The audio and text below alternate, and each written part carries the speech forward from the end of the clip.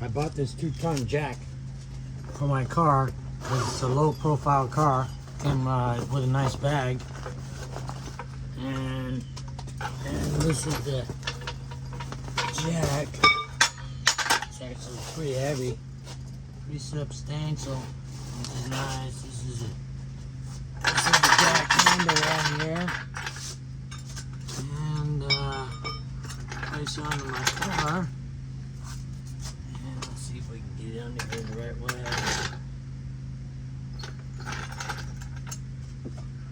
So I'm just put it up, and it starts jacking right up pretty nicely.